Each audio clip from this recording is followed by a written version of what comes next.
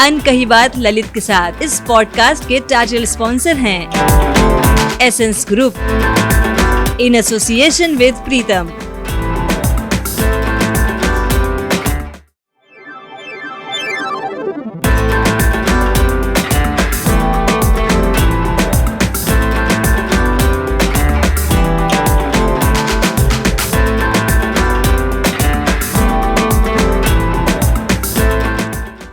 अभिनय की दुनिया में प्राय ये देखा जाता है कि जो कलाकार होते हैं वो एक ही लीग से बंधे होते हैं। उनका जो काम करने का तरीका होता है, उनकी जो संवाद अदा करने की जो स्टाइल होती है, या फिर वो जो रोल निभाते हैं, प्राय एक ही तरह के होते हैं। पर इस फिल्म की दुनिया में, इस ग्लैमर की दुनिया में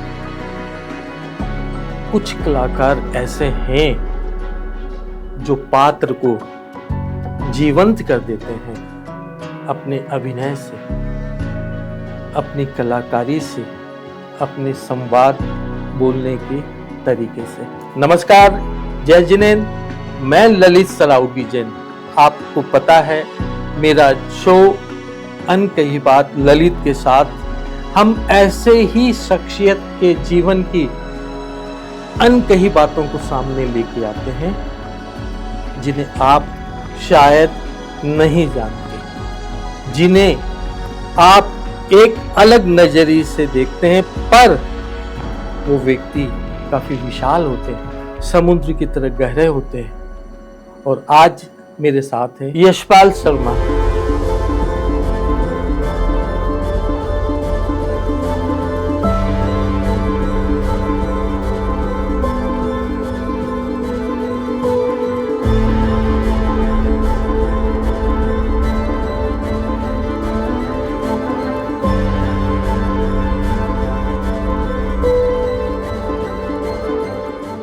नमस्कार। आपको मैं आज किस भूमिका से आपकी मैं शुरुआत करूं? आपके विलेन से, या आपके हास्य से, या आपके थिएटर जगत से? कैसे आप कर लेते हैं अलग अलग भूमिका? ये मैं कुछ नहीं करता, बस हो जाता है, क्योंकि प्यार किया नहीं जाता, हो जाता है। अच्छी एक्टिंग की नहीं जाती, हो जाती है। खुशबू दे नहीं सकते, आ जाती है। वाह, जो भी है नींद कर नहीं सकते, आ जाती है। तो इस तरीके से जो अच्छी चीजें होती है, सबसे महंगी चीजें होती है, वो हो जाती हैं। और इसी तरीके से स्क्रिप्ट सामने होती है, और स्क्रिप्ट ही बोल देती है कि क्या करना है। तो इसीलिए किसी किसी में तलवार उठानी पड़ती है, किसी किसी में सुई से काम चल जाता है। तो बहुत सहज होना बहुत जरूरी है। सबसे पहले जिंदगी चलती रहती है सहजता के साथ। हम उठते हैं, बाथरूम भी जाते हैं, पानी पीते हैं, खाते हैं, पीते हैं, बात करते हैं, फोन करते हैं, ये जिंदगी चलती रहती है। फिर कुछ मोमेंट्स आते हैं ड्रामेटिक, जहां पल रुक जाता है। कोई सिचुएशन ऐसी है जहां पर पल रुक गया और आपको उसको अंडरलाइन करना है, या उसको उसमें आपके इमोशंस हावी हो जाते हैं। हैवी नहीं, मैं ये नहीं कर सकता, नहीं तुमको करना, मैं मुझे नहीं पता। मतलब आप धीरे धीरे आप उस इमोशन को ड्रामेटिक करते हैं, लेकिन वो बहुत कम जगह होती है। हमारी खराब एक्टरों की प्रॉब्लम यही होती है, हम कुछ लोगों की जो ढंग से नहीं, वो हर जगह ड्रामेटिक करना चाहते हैं, हर जगह हैवी हैवी, और स्क्रिप्ट मिलते ही एक्टिंग शुरू कर देंगे। यही सबसे बड़ी प्रॉब्लम है। अच्छा, स्क्रिप्ट मिले, हमको कभी भी इमोशन में नहीं जाना चाहिए। पहले न्यूट्रल न्यूट्रल साफ बिल्कुल सपाट पढ़ना चाहिए, क्योंकि सपाट पढ़ते पढ़ते कुछ समझ में आएगा, अंदर कुछ फील होगा, फिर अपने आप फुल स्टॉप कॉमा लगते रहेंगे। हमको उन फुल स्टॉप कॉमा पर भी विश्वास नहीं करना चाहिए जो राइटर ने लिख दिए हैं। अच्छा, क्या पता मेरा कॉमा अलग हो, फुल स्टॉप अलग हो। इरफान खान को देख लीजिए, पता नहीं कहाँ कॉमा, कहाँ फुल स्टॉप, कहाँ कुछ, कहाँ सांस, कहाँ साइलेंस। तो ये अपना अपना एक तरीका है। बात कन्विंसिंगली बोलना बहुत जरूरी है। बात कन्विंसिंगली बोलना, कन्विंसिंग पावर बहुत जरूरी है। तो अगर आप कन्विंस नहीं होंगे उससे, स्क्रिप्ट से, तो आप लगेगा जैसे आप एक्ट कर रहे हैं। तो आप जो डायलॉग डिलीवरी करते हैं वो आपको डायरेक्टर बताते हैं कि इस अंदाज में करना नहीं है, नहीं, या कभी आप खुद ही नहीं, करते हैं? कभी नहीं। जो डायरेक्टर ऐसा बताता है वो खराब डायरेक्टर है। ओके। कभी भी करके नहीं दिखाना चाहिए कि ऐसा करो, अच्छा। क्योंकि हो सकता है हम आपसे अच्छा कर दें। या मैं भी अगर डायरेक्ट कर रहा हूं, मैंने भी डायरेक्ट की है फिल्म, हाँ। तो मैं भी कभी भी आज तक किसी को करके नहीं बताया कि ऐसा करो। क्या पता मुझसे अच्छा कर दे वो। और जो यंग जनरेशन होती है, जो यंग लोग होते हैं, वो तो नए नए एक्सपेरिमेंट कर रहे हैं। हाँ। एक मैं बच्चों को यही सिखाता हूँ, बच्चे स्टूडेंट, मैं एनएसडी में भी पढ़ाता हूँ, इंडियन थिएटर भी जाता हूँ, पुणे भी जाता हूँ, कई जगहों पर मैं गया हूँ। मणिपुर गंगटोक में भी ड्रामा स्कूल है, और भोपाल में भी बहुत जगह मैं गया हूँ एक्टिंग क्लास लेने, रोहतक में भी। तो मैं क्या बोलता हूँ लड़कों को कि शाहरुख खान तुम्हारे जैसी एक्टिंग नहीं कर सकता, अच्छा। लिखवा लो। लड़कियों को बोलता हूँ कि ऐश्वर्या राय तुम्हारे जैसी एक्टिंग नहीं कर सकती, हाँ। Because you are unique. पूरी दुनिया में तुम्हारे जैसा ऐसा एक यूनिक बंदे आप ही, आप जैसा कोई नहीं है। आप बहुत जो क्वालिटी आपके पास है वो किसी और के पास नहीं है। बिल्कुल। तो हमको वो क्वालिटी को निखारना चाहिए, ना कि ऊपर से ओढ़ना चाहिए, कॉपी करना चाहिए। यस। यशपाल शर्मा जी। क्या बचपन में भी नाटकबाज था, जो आज अलग अलग भूमिका निभाते हैं? नहीं, नाटकबाज तो मैं आज भी नहीं हूं। अच्छा। आप तो नाटकबाज है, आपके तो मतलब, क्योंकि आप अलग अलग रोल में आते हैं, तो नाटकबाजी हुए ना। नहीं, बचपन में मतलब बचपन इतना रिच था ना हमारा। रिच मतलब पैसे से नहीं। हाँ। लेकिन बकरियां थी, गाय थी, हम गोबर ओबर इकट्ठा करने जाते थे, लकड़ियां बीन के लाते थे, बकरियां चराने जाते थे। अच्छा। ये सारे जो गांव में जो कहाँ पहाड़ों के पे हैं दिखते हैं, आप? मैं हिसार हरियाणा। ओके। तो ये सब कुछ किया है, मतलब बचपन में। बचपन के जितने खेल होते हैं ना, हाँ। वो सारे हमने खेले हैं। हाँ। चाहे वो कंचे हो बंटे, चाहे वो सिगरेट की डिब्बियां हो, चाहे कोका कोला के ढक्कन हो, चाहे वो माचिस की डिब्बियां हो, चाहे वो कबड्डी हो, कुश्ती हो, अपने कपड़े धोने वाली थापी से क्रिकेट हो, मारते भी थे दोस्त। बहुत बढ़िया कुल्लुकम छिपाई, पकड़म पकड़ाई, काठ कटम्बर, लोहा लंबर, और कोखला के पखे जिम्मे रात आई जे जेड़ा आगे पीछे, ये सारे बचपन के गेम है। गेम है। और ये रिच बचपन था। आज तो आज की जनरेशन को तो पता भी नहीं है कि ये क्या गेम है। खो गया सच में। मोबाइल ने, टीवी ने इतना वो कर दिया, अंधा कर दिया है उनको, इतना सीमित कर दिया है। अंदर से बेशक वो लाख चीजें जान गए हो नॉलेज के थ्रू। हाँ, हाँ। लेकिन गूगल तो बता देगा। हाँ। सब कुछ। लेकिन वो नानी की कहानियां, हाँ। जो नानी नॉलेज देती थी, जो सुनते थे ऐसे बैठ करके, वो सब खो गया अभी। उनमें रिश्ते बनते थे। तो वो जो एक जो था ना, मैं उस माहौल में पला हूं, जहां पर सिर्फ टीवी में नहीं, सिर्फ रेडियो की कमेंट्री होती थी क्रिकेट के नाम पे। यहाँ बिनाका गीतमाला होती थी, अमीन साइनी, सिबाका गीतमाला बाद में हो गया था। आपका बचपन गांव में बीता। पिताजी क्या करते थे आपके? हमारे पिताजी चपड़ासी थे। अच्छा। हम 7 भाई बहन थे। और उस वक्त पता नहीं क्यों ये हम दो हमारे दो वाली नीति चालू नहीं हुई थी। खैर, जोक सपाट। तो उस वहां से हम, छोटी सी सरकारी मकान था, आगे भी क्यारी थी, आगे नहीं पीछे भी, उसमें खूब उगाते थे। हाँ। छोटी सी क्यारी में पालक भी, धनिया भी, प्याज भी, आलू भी, भिंडी भी, तोरई भी, लौकी भी, अंगूर भी, नींबू भी, सब कुछ उगाते। वो छोटी सी क्यारी ही हमारी सब पूरी दुनिया थी, खेती बाड़ी। हाँ। हम कभी बाहर से सब्जियां नहीं लाते थे। अच्छा। वहीं से तोड़ा, खाया, बनाया। हिसार प्रॉपर? हिसार तो जिला हो गया, गांव कौन सा हुआ? नहीं, हिसार ही प्रॉपर। हिसारी प्रॉपर वहां हो से गया। केजरीवाल भी वहीं से हैं। हाँ, हाँ, हाँ। मल्लिका शेरावत भी हिसार से हैं। सब तो नामी हस्ती है। बाजू में ही रोहतक है, जहाँ से रणदीप हुड्डा और सुभाष घई वगैरह सब वहीं से हैं। अच्छा। बचपन में कभी सोचा था आपकी मैं अभिनेता बनूंगा? नहीं नहीं नहीं, नहीं सोचा। कहाँ बचपन में। तो 10वीं तक तो हमारा चड्डी पहनते थे, नाक साफ करते थे, वो साइकिल चलाते थे कंची वाली। तो अजीब सा बचपन था हमारा, मतलब बिल्कुल आज के बच्चे कल्पना भी नहीं कर सकते जिस तरीके का बचपन होता था। और वो छत पे बोरी बिछा के सोना, और छत पे मतलब खिड़की में बोरी लटका देना, उसको गीला कर देना। वही एसी बिल्कुल था। एकदम वो एसी था। वही एसी था। ये ऐसे सब बहुत सारी चीजें हैं। ये अभिनय का कीड़ा आपको कब काटा? एक्चुअली ये कीड़ा बचपन से था, पर समझ में आया थोड़ी देर में। जब मैं 10वीं में था और 9वीं 10वीं में, तब हमने बच्चे लोग मिलजुल करके रामलीला करते थे। अच्छा। और वो इतनी जोशो खरोश के साथ करते थे ना, हाँ। कि बोरियां वोरियां लगा के, पुरानी साड़ियां लगा के हमने स्टेज बनाई और वो कर्टन वगैरह बनाए। हाँ। और धोतियां वोतियां बनाई, लकड़ियां तोड़ करके तीर कमान बनाए, तो तलवार बनाई वो काट के। इस तरीके से शुरुआत की थी। और धीरे धीरे हमने देखा, फिर जोकर भी बनते थे, वहां साथे भी थे, 2 लोग थे, धर्मवीर और मैं। तो हमने देखा कि ऑडियंस आना शुरू हो गई है मोहल्ले की ही। अच्छा। और खूब इंजॉय करने लगी है। हाँ, हाँ। और पूरी पूरी रात बैठने लग गई है, मतलब इतना उनको मजा आने लग गया था। तो हमें लगा यार कुछ तो बात है। हाँ। तो यशपाल शर्मा, यशपाल शर्मा में नहीं, पूरी टीम में वो टीम ही कमाल थी वो बच्चों की। आज तो खैर कोई कहीं किसी की डेथ हो गई, लेकिन वो जो एक टीम का जोश था ना, वो आज बहुत कम फिल्मों में भी देखने को मिलता है। फिल्मों में जब ऐसा जोश दिखता है ना कि सारे स्पॉट बॉय से लेकर प्रोड्यूसर तक सब लगे हुए हैं, राइटर भी, डायरेक्टर भी, एक्टर भी और लाइटमैन भी, ये सब लगे हुए हैं अपनी, और उसका रिजल्ट कमाल आता है। जैसे ये लगान फिल्म थी, गंगा जल थी, बहुत सारे काम मेरे गंगा ऐसे जल का तो आपने मतलब इसमें टीम वर्क बहुत कमाल है। क्या अभिनय, सच में। साधु यादव मेरे पिताजी थे, मोहन जोशी जी। अच्छा। मैं सुंदर यादव। तो वो साधु यादव जो लालू प्रसाद के साले हुआ करते थे, उस समय साधु यादव का बहुत बड़ा दबदबा था।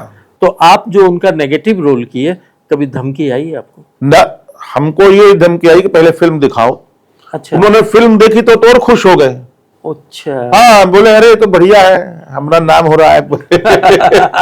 तो ऐसा कुछ नहीं कि वो बोले फिल्म है, फिल्म उसमें क्या। तो आपने गंगा जल फिल्म में आंखों में जब आपने गोलियां मारी, उस समय आपके भाव क्या थे? भाव क्या थे? मार दूंगा, काट दूंगा, छोड़ूंगा नहीं। क्योंकि उस वक्त तो वही फीलिंग चलती है ना कि साला तुम्हारा हिम्मत कैसे हुआ। यशपाल जी, आप गांव में बड़े हुए, कक्षा 10 तक पढ़े, रामलीला की, तो फिर नाटक या जो नाट्य अकादमी से आप कैसे जुड़े? नहीं, उसके बाद राजीव मनचंदा नामक एक व्यक्ति जो पीयूष मिश्रा के बैचमेट थे एनएसडी में दिल्ली में, वो हमारे हिसार के थे। तो उन्होंने आके प्रोफेशनल थिएटर करना शुरू किया।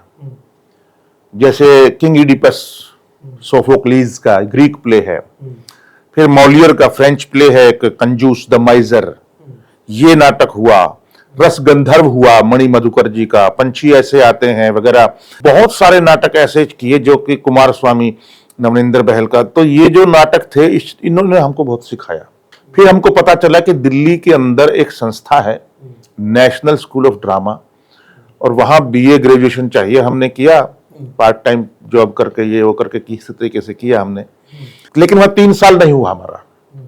लेकिन चंडीगढ़ में एक ड्रामा एमए है, इंडियन थिएटर, पंजाब यूनिवर्सिटी में चंडीगढ़ में, वहां मेरा एडमिशन हो गया।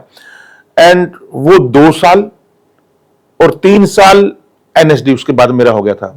वहां 1 साल ही किया मेरा, एनएसडी में हो गया था, तो मुझे वहां जाना पड़ा दिल्ली। ये जो 4 साल थे वो दिल्ली में ही 2 साल रिपीट, 4 और 2 6 साल। ये 6 साल जो है मेरी जिंदगी के, जिसमें मैंने एक्टिंग, खूब पढ़ाई की साहित्य की, और खूब एक्टिंग सीखी। दिन रात खाते पीते उठते बैठते सोते जागते हर टाइम बस वही साहित्य, लिटरेचर या एक्टिंग या वो सब कुछ रहता था। आपको मैं एक गजब की बात बताता हूं। एक फिल्म बनी थी हॉलीवुड की, द लिटिल बुद्धा। ब्रूटोलुची डायरेक्टर थे, द लास्ट एम्परर, जिनको ऑस्कर मिला था। तो वो कास्टिंग करने आए थे लिटिल बुद्धा की, और मेरे को मैं बहुत पसंद आ गया था उनको। उन्होंने कई बार ऑडिशन लिया, बातचीत किया, फिर उन्होंने पूछा कि ये करना। मैंने कहा नहीं, मैं नहीं कर सकता। मुझे लगा पता नहीं कौन है, टीवी में कुछ होगा। मेरे NSD is more important for me. हालांकि कुछ भी होता तो शायद मैं इतनी दिनों के लिए, 1.5 महीने के लिए नहीं छोड़ता एनएसडी। शाम को मेरे एक सीनियर थे केरला के, रॉयस्टन एबल, जो कि बहुत बड़े डायरेक्टर हैं, केरला में रहते हैं। उन्होंने बताया चाय पीते हुए शाम को, अरे यार वो ब्रूटोलुची द लास्ट एम्परर का डायरेक्टर कास्टिंग करने आया इधर, और लिटिल बुद्धा, फिर बुद्धा के ऊपर फिल्म बना रहा है यार। है? मैंने कहा क्या बात कर रहे हो, ये ऑस्कर विनिंग डायरेक्टर है, वो डायरेक्टर है? बोले हाँ। मैं भाग के गया, मैंने वो अलमारी खोली, वो डायरी निकाली, उसने ना एक एड्रेस लिखा था पेन से और बोला था कि आप आ सकते हैं, नंबर दिया था, ताज का ही नंबर था, and forward to room number this. तो मैंने वो खोला, फटाफट मैं रिसेप्शन पे गया, मोबाइल नहीं थे उस वक्त, तो रिसेप्शन पे गया, मैंने फोन किया, मिलाया ताज होटल, मैंने कहा इस नंबर मिला दीजिए, बोले दे लेफ्ट फॉर पुणे, शाम हो गई थी ना, तो वहां खत्म करके वो पुणे चले गए थे। तो उसके बाद भी मैंने इतनी फिल्में छोड़ी है ना, मुझे कभी लालच नहीं रहा, बड़ी बड़ी फिल्मों में मेरी कास्टिंग नहीं हुआ तो भाड़ में जाए। बोनी कपूर और प्रभु देवा मेरे को बोल बोल के थक गए, भाई ये रोल, दोनों रोल है, दोनों में से वांटेड फिल्म था सलमान खान के अपोजिट, एक इंस्पेक्टर एक विलन, प्रकाश राज और महेश मंजरेकर, इन दोनों रोल मुझे ऑफर हुए थे कि दोनों में से जो आपको पसंद हो वो कर लीजिए, और मैं किसी और उसमें नहीं, ये डेट पैसा वो, मैंने कहा मेरा सेक्रेटरी संभालेगा, सेक्रेटरी बोला रुक जाओ पैसा बढ़ाएंगे कर करके वो फिल्म मेरे हाथ से, उसका दुख है मुझे बहुत। अच्छा। हाँ, उसका बड़ा दुख है मुझे। सरकार फिल्म का दुख है। सरकार फिल्म में हालांकि मैं बिजी था, छोटी फिल्म कर रहा था जानू बरुआ के, लेकिन सरकार में मेन विलन मिला था मुझे अमिताभ बच्चन के अगेंस्ट। तो ये कुछ चीजें, और भी कई कुछ फिल्में हैं जो छोटी, दीवार फिल्म थी जो नई वाली वो थी, जो दबंग थी 2 वो छूटी, और भी छूटी, बंटी और बबली पार्ट 1 छूटी, दूसरी में कर लिया मैंने, खैर वो खराब निकली। तो इस तरीके से बहुत सारे किस्से ऐसे हैं कि मुझे कभी ये नहीं लगा कि कुछ फिल्में मिस किया, कुछ फिल्में छूटती है, कुछ फिल्में इतिहास बनाती है, जैसे लगान आज एक वो फिल्म इतिहास सी बनाई है। बिल्कुल बिल्कुल, सबके रोल अच्छे थे, आपका भी अलग हटके था। आपका एक रोल है गैंग ऑफ वासेपुर, जिसमें आप गाना गाते हैं, वो तो वाकई मतलब आपका तो रोल केवल गाना गाने का ही है, ऑर्केस्ट्रा में बैठ के। शायद मैंने ये फिल्म 5-6 बार देखी है, शायद आपके 1-2 डायलॉग भी नहीं है, डायलॉग नहीं है उसमें। हाँ, केवल आप गाना ही गा रहे हैं, तो अलग हटके आपने किया। हाँ, वो एक दोस्ती, अनुराग कश्यप से दोस्ती के नाम पे किया था वो। हाँ। ना कोई पैसा लिया था ना कुछ, नहीं, बस उसके लिए गेस्ट अपीयरेंस था। आपने तो बहुत फिल्में की, आपकी नजर में अगर मैं बोलूं कि कोई 2 या 3 बेहतरीन फिल्म जिसको आप कह सकें कि यार ये मैंने किया है, यशपाल शर्मा ने किया, ऐसी कोई 2-3 फिल्म? देखिए, फिल्मों में तो अब तक 56 नाना पाटेकर के साथ जो थी, और अपहरण प्रकाश झा की, और एक श्याम बेनेगल की थी वेलकम टू सज्जनपुर। ओके, ये मुझे बेटर लगती हैं बाकी फिल्मों से। हाँ। और दूसरा वेब सीरीज अगर देखें तो कालकूट है एक जियो सिनेमा पे। अच्छा, कालकूट है, और एक अभी सेना है, तो ये रही हैं दोनों। कल मैंने एक सिटिंग में सेना द गार्जियन ऑफ नेशन मैंने देखा। लास्ट में आपका जो किरदार है उसको गोली लग जाती है, उसकी मृत्यु हो जाती है।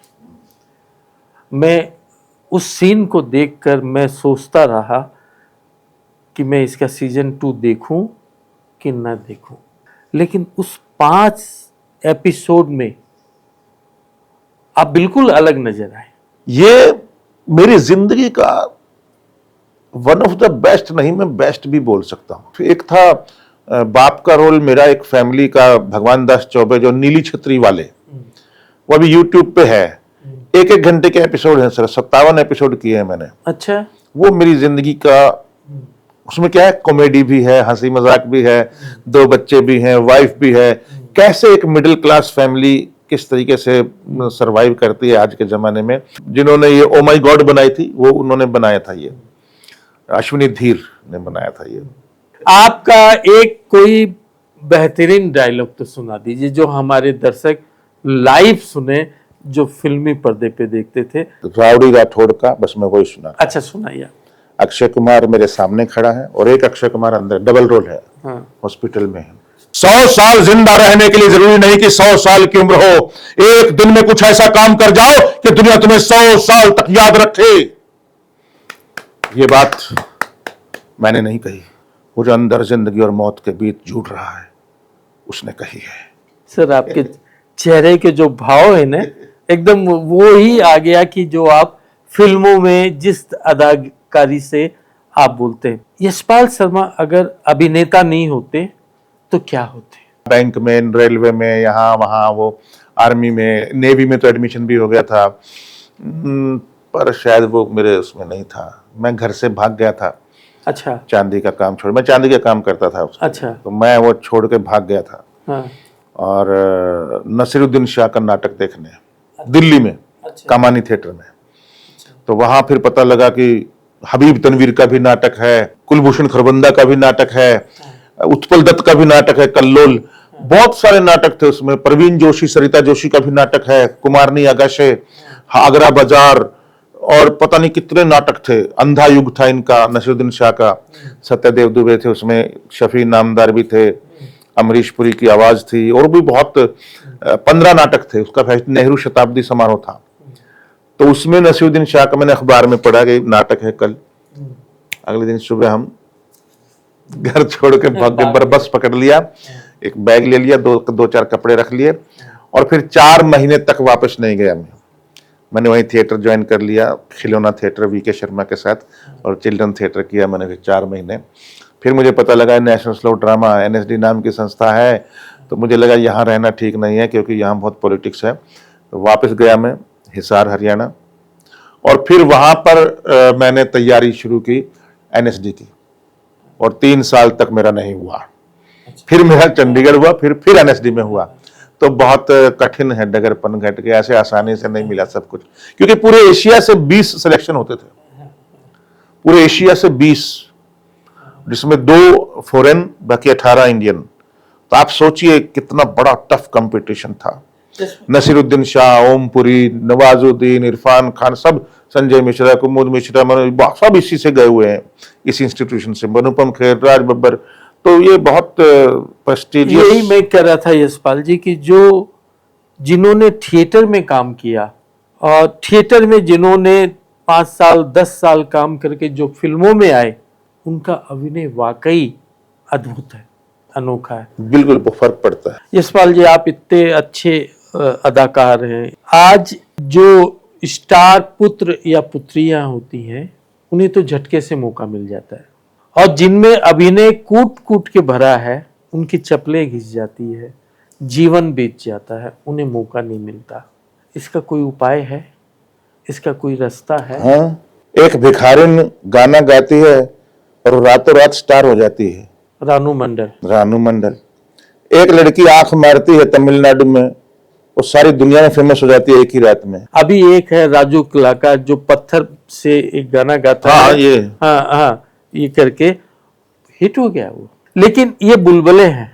नहीं सर, देखिए, आज फेसबुक पे और इंस्टाग्राम पे लाखों रुपए कमा रहे हैं लोग अपने रीलें बना बना करके। तो ये कोई छोटी बात नहीं है, कितना बड़ा रोजगार है ये। तो मैं ये कहता हूं कि आज के जमाने में तो कम से कम ये शिकायत मत करे कोई। आज इतनी पॉसिबिलिटीज है। हाँ, पुराने जमाने में जब टीवी नहीं था, कम DD1 था, और वो थे, और ये नहीं था, सोशल मीडिया नहीं था, तब मैं बोल सकता हूं कि हाँ भाई, बहुत स्ट्रगल है, बहुत स्टार पुत्र है, ये है वो है, बहुत कम लोगों की एंट्री।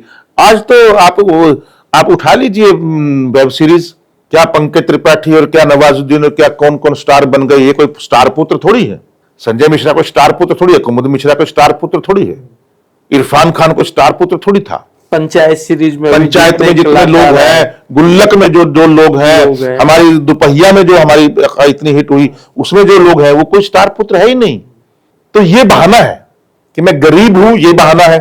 गवर्नमेंट हेल्प नहीं कर रही, ये बहाना है। स्टार पुत्रों को काम मिलता, हमको नहीं मिलता, ये बहाना है। अब बहाना है, पहले नहीं था।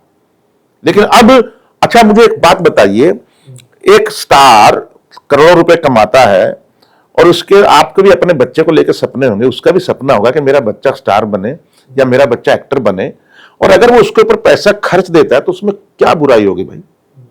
हाँ, किसी के पेट पे लात मारी हो तो बात अलग है, कोई खुद प्रोड्यूसर नहीं है, उसने किसी का रोल हटवा के अपने बेटे को डाल दिया, वो गलत है। लेकिन अगर अपने बेटे को कोई लॉन्च कर रहा है, कोई भी स्टार हो, मुझे लगता नहीं कोई बुराई है उसमें। आपके कितने बच्चे? मेरे 2 बच्चे हैं। क्या करते हैं वो?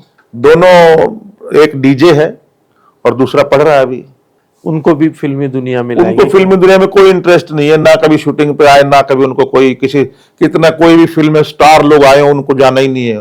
अब थोड़ा सा इंटरेस्ट जागा है कि एक्टिंग की क्लास करना शुरू किया उन्होंने, मुकेश छाबड़ा की, तो अब वो और भी किया, वेरी जॉन का भी किया, तो अब वो करने की कोशिश कर रहे हैं और अच्छा है।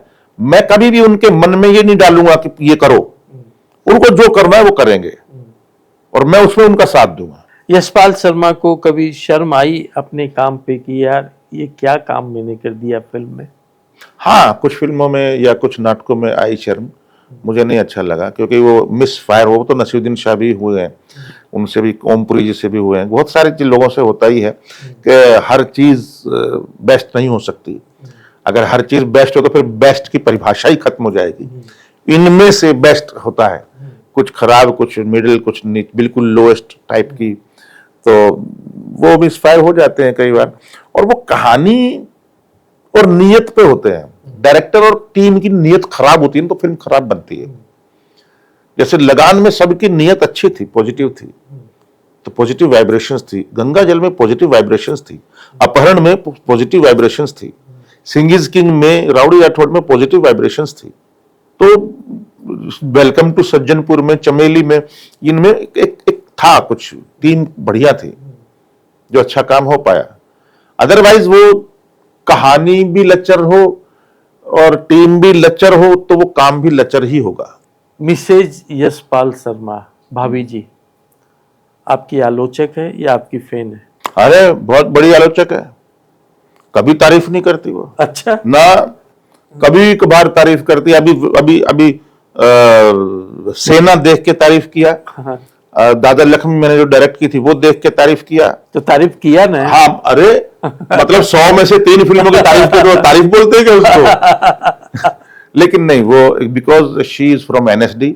अच्छा, वो भी जी जी जी, वो और बहुत अच्छी एक्ट्रेस रही है। हाँ। और उसने श्याम बेनेगल की फिल्म हरी भरी की है, अच्छा। राजकुमार संतोषी की लज्जा की है, और उसने 4 शॉर्ट फिल्में डायरेक्ट की हैं, वो यूट्यूब पे हैं, और एक डॉक्यूमेंट्री डायरेक्ट की है आमो आखा एक से, जो कि कमाल की बनी है, कई अवार्ड जीत चुकी है, 1 घंटे की। तो एंड उसने 3-4 स्क्रिप्ट लिखी हुई हैं और वो एक के बाद एक वो डायरेक्ट करने वाली है। तो she is doing brilliant job. और फिल्म फेस्टिवल, एक बॉलीवुड इंटरनेशनल फिल्म फेस्टिवल चलाती है, मैं भी साथ में हूँ उसमें, तो पूरी दुनिया से फिल्में आती हैं, फिर हम बॉम्बे में उनको बुलाते हैं, खाना बनाते हैं। खाना बनाते हैं वो। आप भी बनाते हैं? हम कभी कभी बनाते हैं। जब क्या शौक है आपको? हम जो डिमांड हो जिसकी वही बना देते हैं, कोई टेंशन नहीं है, लेकिन तुक्के से बनाते हैं, लेकिन बढ़िया बनाते हैं, क्योंकि मैं अकेला रह चुका हूँ इसलिए मुझे मालूम है। नहीं, क्योंकि मैंने अभी जो सेना वो फिल्म जो देखी आप, गोभी की वो मैं सब्जी। बहुत बढ़िया बनाता हूँ एक्चुअल में, और वो मैंने ही बनाई थी वहां भी। अच्छा, खाना बनाने में मुझे कोई टेंशन नहीं, बढ़िया बनता है, मजा भी आता है। कई बार मजे से बनाओ, कभी भी बोझ लेके बनाओगे ना, अरे यार कहाँ यार काम फटफट निपटाओ, तो अच्छा नहीं बनेगा खाना। और अगर मन से दिल से बनाओगे ना, तो सारा दाल चावल बनाओ, कढ़ी चावल बनाओ, एक चीज बनाओ, मजा आ जाएगा खाने में। ये जो आप बोलते हैं ना, मन से बनाओ ना साला, यही तो एकदम स्टाइल है, हरियाणवी स्टाइल, बिहार का स्टाइल। ऐसा शाबाश। यशपाल शर्मा एक फिल्म का कितना लेते हैं? पैसा? हाँ। आपके शो का क्या नाम है? अनकही बात। तो इसे अनकही ही रहने दीजिए। क्योंकि इसमें ना पर्सन टू पर्सन डिपेंड करता है, रोल टू रोल डिपेंड करता है। मैं श्याम बेनेगल से मैं डिमांड नहीं कर सकता, प्रकाश झा से मैं डिमांड नहीं करता, कुछ डायरेक्टर सुधीर मिश्रा से मैं डिमांड नहीं करता। उन्होंने जो दिया मैंने स्वीकार किया, गुरु की तरह। गुरु मानता हूं मैं उन लोगों को। अच्छे कुछ लोग, गुलजार साहब है, उनके साथ 4 नाटक कर चुका, मैंने कभी आज तक पूछा भी नहीं उनसे। सलीम आरिफ डायरेक्ट करते हैं। तो कुछ लोग हैं, मकरंद देश पांडे हैं, जैसे मैं नाटकों की भी बात कर रहा हूँ साथ में, तो आई नेवर आस्क। फिल्म निर्देशन करने का कभी इरादा है?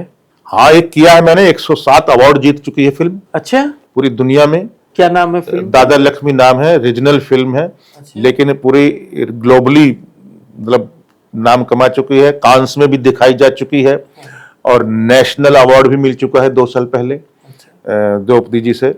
और अभी उसका पार्ट 2 भी बनाना है।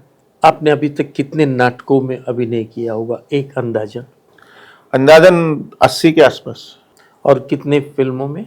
तकरीबन 130 के आसपास। और वेब सीरीज? वेब सीरीज तकरीबन 10-12 है। अब आपका झुकाव किधर ज्यादा है? नहीं, अभी वेब सीरीज? देखिए, अभी पैसा कमाने के लिए तो मैं एक्टिंग कर रहा हूँ और अपने सेटिस्फेक्शन के लिए डायरेक्शन करूंगा और इसी फिल्म का पार्ट 2 भी करूंगा और भी फिल्म बनाऊंगा और एक हरियाणवी बनाऊंगा, फिर हिंदी शुरू करूंगा। इस तरीके से कुछ प्लानिंग है। कोई ऐसा रोल जिसको आप निभाना चाहते हो, आपके मन में कोई टीस है कि यार ये रोल मुझे मिले, ना मिले तो मैं फिल्म डायरेक्ट करूंगा, मैं बनाऊंगा? मुझे बजट की कमी लगती है, अदरवाइज मैं कास्ट अवे फिल्म है टॉम हैंक्स की, वो रोल करना चाहता हूँ क्योंकि वो ड्रीम रोल है मेरा, मतलब कमाल का रोल है। या फिर बलराज साहनी की एक फिल्म थी 2 बीघा जमीन। मैं एक चीज पे गौर कर रहा हूँ यशपाल जी, गले में आपने रुद्राक्ष पहना हुआ है, हाथों में इतनी सारी मालाएं हैं, तो आप धार्मिक हैं कि अंधविश्वासी हैं कि भाग्य पे भरोसा करते हैं या चमत्कार पे भरोसा करते हैं जो आपने इतना? नहीं, मैं कोई चमत्कार पे भरोसा नहीं करता, ना ही मैं धार्मिक हूँ, ना ही मैं मंदिर में जाना, ऐसे ही जाता हूँ कि मजा आता है मुझे इतना, ये कलर देख के, ये दुनिया देख करके, ना कि मैं कुछ मांगने या श्रद्धा के रूप में जाता हूँ, मैं बिल्कुल नहीं तो जाता इतना हूँ। क्यों पहना? ये राखियां हैं, एक मेरी मौसी आई थी, प्रतिभा की मौसी आई थी वाइफ की, वो दे गई, एक 7 मुखी, एक 5 मुखी है, तो मैं पहन ली, मुझे अच्छा लगा कि सिंपल सा है, वो शोशेबाजी नहीं है, गोल्ड का ये वो नहीं मुझे, क्योंकि मैंने कोई भी धातु नहीं है मेरे पूरे बदन पे, घड़ी अंगूठी कुछ भी नहीं देखेंगे आप कभी भी। तो यानी भाग्य पे भरोसा है? नहीं, कोई भाग्य पे भरोसा नहीं, अपने कर्म पे भरोसा है। कर्म ही जीवन है, कर्मण्येवाधिकारस्ते मा फलेषु कदाचन, क्योंकि कर्म करेंगे तभी उसका फल मिलेगा, अदरवाइज कुछ भाग्य भी होगा, मैं मानता हूं कि कुछ भाग्य भी होगा, लेकिन मुझे तो हमेशा कर्म से ही मिला है। खूब अंगारों पे चले हैं तब कुछ मिला है, अदरवाइज कुछ नहीं मिलता। कोई एक कविता तो सुनाइए, क्योंकि आपके बातचीत के तरीके से ही मेरे को समझ में आ गया कि आप में साहित्य कूट कूट के भरा हुआ है।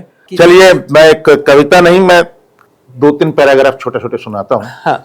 कि हाई कमान ने एक नेता को पार्टी से निकाल दिया, यूं समझिए कि हीरे को काट समझकर कीचड़ में डाल दिया, मगर नेताजी ने भी अपनी हार नहीं मानी। अगले ही दिन एक पानी की दुकान खोली, जिसे देख हमारी पत्नी बड़े दुखी मन से बोली कि देखो ना, भाग्य की भी क्या अजीब विडंबना है, बेचारे कल तक नेता थे, आज पान लगा रहे हैं। मैंने कहा बेवकूफ, वो कल भी चूना लगाते थे, आज भी चूना लगाते। बहुत बढ़िया, एक और सुनाइए। कि जीतने की सोचोगे तो जीत ही मिलेगी सदा, हारे मन में तो जिंदगी से हार लोगे तुम। एक मनोवैज्ञानिक का ये मैंने लेख पढ़ा, जैसी धारा में बहोगे वैसे धार लोगे तुम। कि मैंने कहा मैं तो लखपति होना चाहता हूं, पत्नी ने कहा फिर कैसे सार लोगे तुम। एक पत्नी के पति सलीके से हो ना सके, लखपति होकर क्या तीर मार लोगे तुम। आगरे का एक धोबी राजधानी दिल्ली आया, कहने लगा व्यथा लेकर अपने ही मन में के गली गली ढूंढा मैंने नगर नगर में, वन में न मिला मुझे मिला उपवन में। कि टीले पर चढ़ कर डेचू डेचू बोलता था, बड़ा होनहार दिखता था बचपन में। कई दिनों से लापता है गधा मेरा दिल्ली में, ढूंढने आया हूं उसे संसद भवन में। एक पॉलिटिकल और है, बड़ा अच्छा लगता है मुझे कि एक स्वर्गीय नेता नरक में गया, एक स्वर्गीय नेता नरक में गया, यमराज ने कहा चुपचाप बैठ जाइए। अपने मुनीम चित्रगुप्त को बुला के कहा इनका हिसाब अति शीघ्र समझाइए। कि चित्रगुप्त ने कहा यमराज महाराज इनके हिसाब में न शीघ्रता दिखाइए। 5 साल में जो इन्होंने कर्म किए उसको बताने में 50 साल चाहिए। सर जी, ये आपका यही बहुत लंबी है, लेकिन इतना काफी है आज के लिए। नहीं, मेरा मकसद ही यही था कि आपकी अनकही बातों को सामने लाया जाए। आते ही हम शुरू हो गए और बढ़िया हुआ, अच्छा हुआ, बिकॉज आपको अच्छा लग रहा है? हाँ बिल्कुल बिल्कुल। तो आपने बिल्कुल सहज तरीके से सवाल पूछे हैं और कुछ भी ऐसा मन में पहले रट्टा लगाए हुए नहीं था कि ये सवाल इसके बाद ये, इसके बाद ये, ऐसा कुछ नहीं था। फ्लो में जो चलता रहा बस यही बढ़िया है और क्या तरीका है। यशपाल जी, आप मेरे साथ इस कार्यक्रम में शामिल हुए। Thank you Lalit ji, thank you Lalit Saraogi Jain ji, आपका बहुत बहुत धन्यवाद। बड़ा अच्छा लगा आपसे बात करके। अनकही बात विद ललित जी ये प्रोग्राम है, मैं अपने आप को बड़ा सौभाग्यशाली समझ रहा हूँ कि इतना अच्छा प्रोग्राम है, बढ़िया है और अच्छे अच्छे लोगों से आप मिलेंगे। और आपकी पूरी टीम का बहुत बहुत धन्यवाद। आपकी बिटिया से मिलकर बहुत अच्छा लगा, चांदनी से, सविता जी से मिलकर बहुत अच्छा लगा। बहुत बढ़िया टीम है आपकी। बाकी कैमरा और आपके पीछे जितने भी लोग हैं, सब लोगों ने जिस तरीके से मेहनत की है और एक टीम वर्क दिखाया है, मेरे आते ही 10 मिनट के अंदर पूरा सेटअप रेडी और आपका आते ही आपने शुरू कर दिया। तो thank you so much everybody from your team. Thank you so much. Thank you Yashpal, Thank you. Thank you.